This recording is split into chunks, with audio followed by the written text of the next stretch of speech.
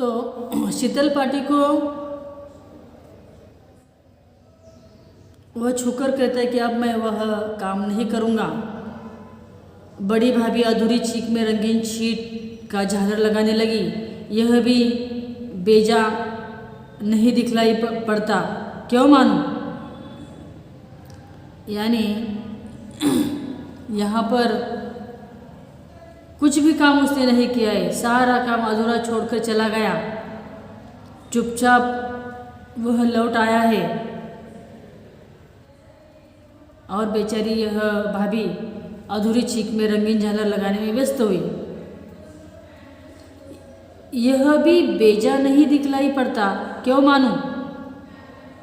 यानी यहाँ पर वह कहती है कि सारा यह सारी बातें अधूरी वह रखकर चला गया। मानो कुछ नहीं बोली बेचारी, किंतु मैं चुप नहीं रह सका। चाची और मजली भाभी की नज़र न लग जाए इसमें भी मानो का ससुराल पहुंचाने मैं ही जा रहा था। मानो को ससुराल पहुंचाने वही जा रहा था।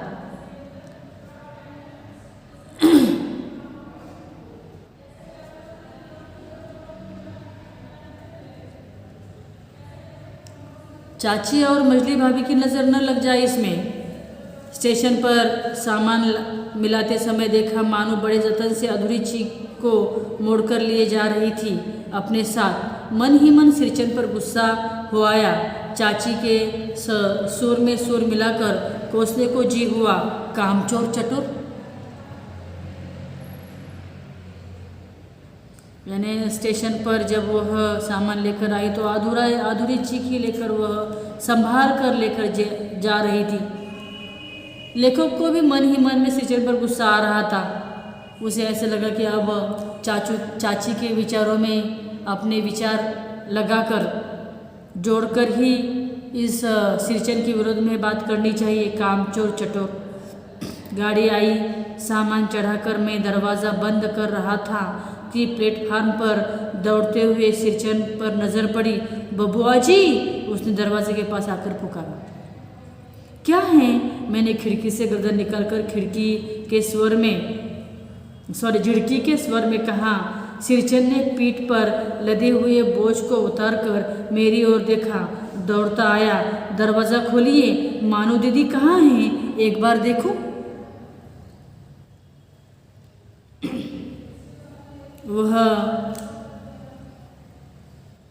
प्लेटफार्म पर दौड़ते हुए गाड़ी के पास आया भी सिरचन, और आकर पुकारने लगा। इसीलिए लेखक ने खिड़की से गर्दन बाहर निकालकर देख लिया।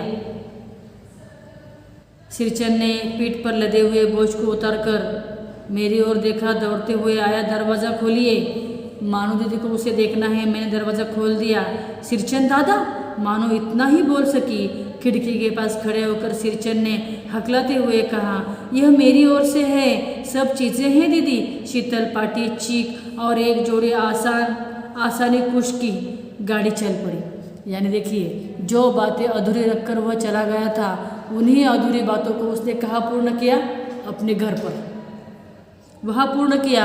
और प्लेटफार्म पर मानो दीदी के गाड़ी के पास आकर वह उसे सौंप दिया और जल्दी से उसके हाथ में देकर गाड़ी चलने को ही थी कि वह रख दिया और गाड़ी चल दी गई।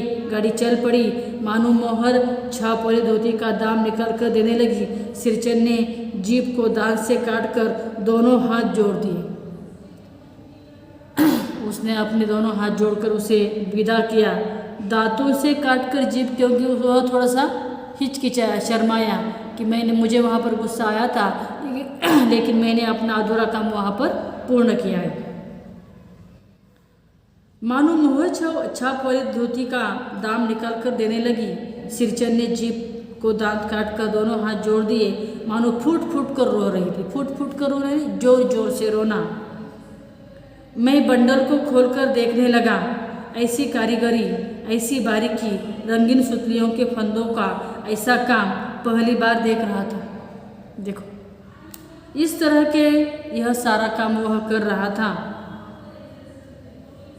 लेकिन उसने किसी को पता भी नहीं हो लगने दिया, अपने घर पर ही यह सारा काम वो करता रहा और इस तरह अंतिम काम पूर्ण कर कर यह उसने देने वचन का यह पक्का है। यहाँ पर हम यह सीख ले सकते हैं। ठीक है, इस छोटे से 5-6 मिनट की वीडियो में रहा हुआ पाठ को हमने समाप्त किया है। लेकिन एक बात तुम्हें ध्यान में रखनी है, पन्ना नंबर 47 के ऊपर शब्द संपदा के अंतर्गत जो मुहावरे आए हैं, इन मुहावरों को देखना है, पढ़ना है, वाक्य में प्रयोग करने हैं और लिखकर भेज देना है। उसके बाद स्वाध्याय में कृतियाँ आई हैं, इसे भी देखना है। यहाँ पर महत्वपूर्ण बात तुम्हारे लिए होती है, वह कौन सी है?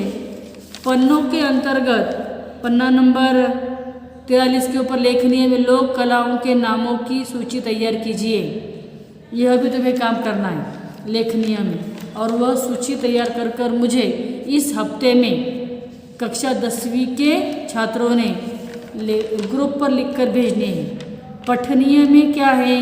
देश की आत्मा गाँव में बसती है। गांधी जी के विचारों को समझाया है और इन विचारों को भी पठनीय में पढ़कर तुम्हें तैयार रखना है अपने अधिक नॉलेज के लिए। संभाषण में क्या है? आपके तथा परिवार के किसी बड़े सदस्य की दिनचर्या की तुलना कीजिए तथा समानता एवं अंतर बताइए। यह भी चर्चा करनी है। बस अगर तुम लोग मोबाइल के ऊपर इकट्ठा कर जो कॉन्फ्रेंस पर अगर आते होगे मित्र सहेलियाँ, तो इस पर चर्चा कर रखनी है। सुनकर क्या रखना है? श्रवणीय में महाराष्ट्र में चलाए जाने वाले लघु उद्योगों की जानकारी रेडियो दूरदर्शन पर सुनिए और इसके मुख्य मुद्दों को लिखिए। तो सुनकर क्या लिखना है? महाराष्ट्र में चलने वाले लघु उद्योग, आजकल कई लघु उद्योग हमें दिखाई देते हैं। MIDC में है, MIDC के बाहर भी, पहाड़ों पर भी लोगों ने छोटे छोटे उद्योगों को तैयार कर रखा है।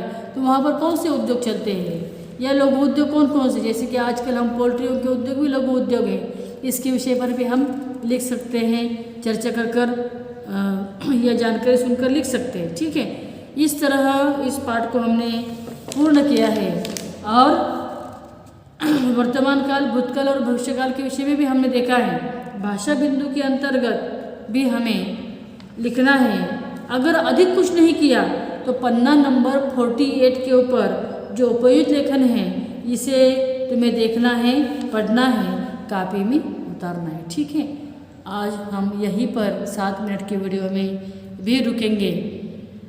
तुम्हारा समय, तुम्हें अनमोल समय तुम्हें देना है और पाठ की तैयारी में लगना है, पढ़ाई की तैयारी में लगना है। आगे वाला पाठ हम कृषक गान आगे की वीडियो में देखने वाले हैं, इसीलिए इसे भी पढ़कर तैयार रखना है। ठीक है।